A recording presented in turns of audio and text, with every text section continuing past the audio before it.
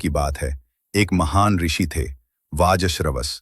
उन्होंने एक यज्ञ रखा जिसमें उन्हें अपनी सबसे प्रिय वस्तु दान करनी थी, पर उन्होंने पुरानी और कमजोर गायें दान कर दी, जो अधार्मिक था। उनके बेटे नचिकेता केवल 8-10 साल का एक शांत लेकिन बुद्धिमान बालक था। उसने बार बार अपने पिता से पूछा, पिताजी, आप मुझे किसे दान करेंगे? बार बार पूछने पर क्रोधित होकर पिता बोले, मैं तुम्हें मृत्यु को दान करता हूं। नचिकेता ने इस बात को शाब्दिक माना और वह अकेले ही चल पड़ा, मृत्यु के लोक, यमराज के द्वार तक। यमराज घर पर नहीं थे। नचिकेता ने द्वार पर 3 दिन और रातें बिना खाए पिए गुजार दी।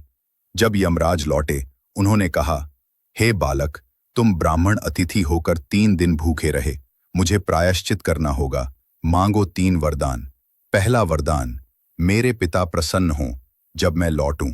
यमराज ने वर दिया, तुम्हारे पिता तुम्हें देखकर सुखी होंगे।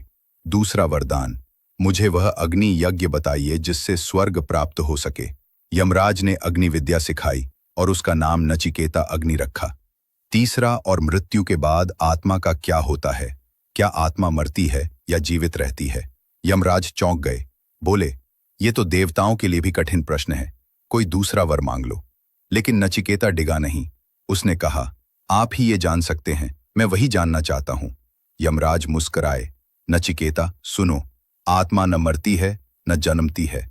इसे कोई शस्त्र काट सकता है न अग्नि जला सकती है।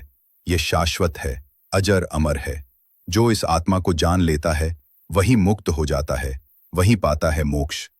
यमराज ने नचिकेता को वो ज्ञान दिया जिसे जानने के बाद कोई भयभीत नहीं होता।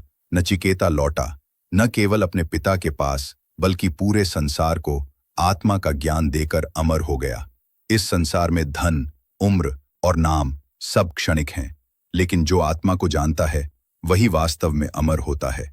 और नचिकेता केवल एक बालक होकर भी अमरता का रहस्य जान गया।